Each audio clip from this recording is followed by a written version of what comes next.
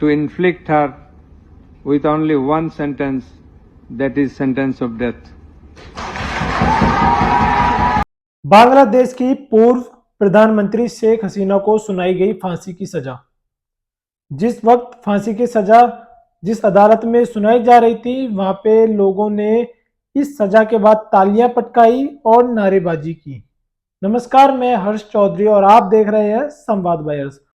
बांग्लादेश की पूर्व प्रधानमंत्री शेख हसीना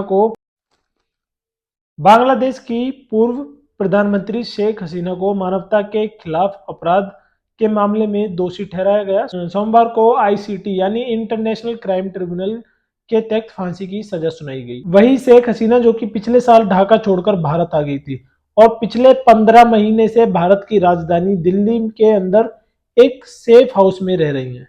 रिपोर्ट्स के अनुसार बताया जा रहा है, ढाका यूनिवर्सिटी में जिस वक्त प्रसारण किया जा रहा था, जब यह सजा सुनाई गई थी, लोगों में खुशी की लहर जग उठी, लोगों में मिठाइयां बंटना शुरू हो गई ना। बांग्लादेश के लोगों ने इस चीज का जश्न बनाया। अब सवाल यहाँ पे यह उठता है कि क्या भारत शेख हसीना को वापस बांग्लादेश सौंपेगा?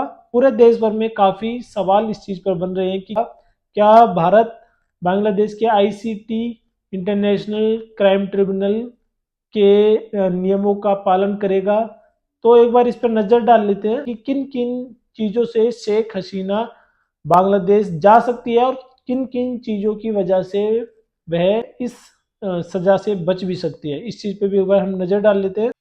बांग्लादेश में आईसीटी के फैसले के बाद बांग्लादेश के विदेश मंत्रालय ने भारत को शेख हसीना लौटाने के लिए यहाँ पे अपील की।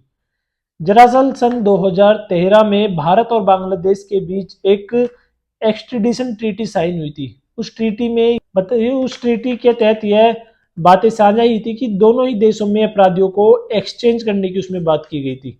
लेकिन दोनों देशों में अपराधियों को एक्सचेंज करने के तहत 3 उसमें निम्नलिखित पॉइंट दिए गए थे, जिसको मद्देनजर रखते ही दोनों देश आपस में अपराधियों को एक्सचेंज कर सकते हैं। वह 3 पॉइंट कौन कौन से हैं, एक बार उस पर भी हम नजर डाल लेते हैं। पहला पॉइंट कि अपराधी दोनों देशों में माना जाना चाहिए, यानी ऐसा नहीं कि सिर्फ बांग्लादेश के लिए वह अपराधी है और भारत उसे अपराधी नहीं मान रहा, तो यह एक्सट्रेडिशन ट्रीटी यहाँ पे लागू नहीं होती है। दोनों ही देशों में बराबर उस व्यक्ति को, शख्स को अपराधी माना जाना चाहिए।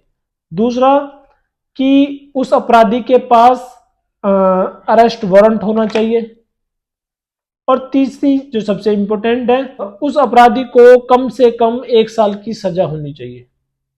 अब यहाँ पे पहले पॉइंट से कि दोनों ही देशों में उसे अपराधी माना जाना चाहिए, तो यह पॉइंट शेख हसीना को बांग्लादेश जाने के लिए रोक सकता है, क्योंकि बांग्लादेश ने ही शेख हसीना को अभी अपराधी माना है, इंडिया ने अपराधी नहीं माना है। तो ये पॉइंट है और काफी क्वेश्चन यहाँ पे दुनिया भर से उठ के आ रहे हैं, उन पर भी एक बार हम नजर डाल लेते हैं।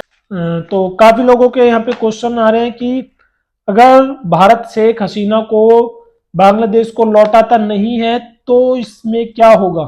तो इसमें देखो सिंपल सा है कि भाई भारत और बांग्लादेश के बीच रिश्ते खराब हो सकते हैं अगर भारत शेख हसीना को वापस बांग्लादेश को नहीं लौटाता है। तो एक तो इसमें रिश्ते खराब हो सकते हैं और दूसरा कि तनाव बढ़कर स्ट्रेटेजिक लेफ्ट की तरफ जा सकता है। तीसरा जो यहाँ पे सबसे इंपॉर्टेंट यहाँ पे क्वेश्चन बन के आ रहा है कि बांग्लादेश के इस फैसले पर, फांसी के फैसले पर शेख हसीना का क्या रिएक्शन है। यहाँ पे बांग्लादेश की पूर्व प्रधानमंत्री शेख हसीना ने यहाँ पे कहा है कि आईसीटी का फैसला 100% झूठा है। तो उनका कहना है कि यह आईसीटी का ट्रायल पूरी तरह से एक राजनीतिक मुद्दा है जिसमें मुझे फंसाया जा रहा है। मैं किसी ट्रायल में जब पेश ही नहीं हुई तो मेरे ऊपर आईसीटी का ट्रायल चल कैसे गया। और दूसरा कि ना मुझे कोई अपनी बात रखने का मौका दिया गया और ना मैंने अपना कोई वकील हायर किया। तो ये एक तरफा फैसला कैसे हो सकता है। फिलहाल आपकी इस पर क्या राय है? क्या भारत शेख हसीना को बांग्लादेश में लौटाएगा या नहीं? प्लीज कमेंट में जरूर बताएं, अपना मत जरूर देते जाए। अगर वीडियो अच्छी लगी हो तो प्लीज वीडियो को लाइक करना, कमेंट करना और शेयर जरूर करना।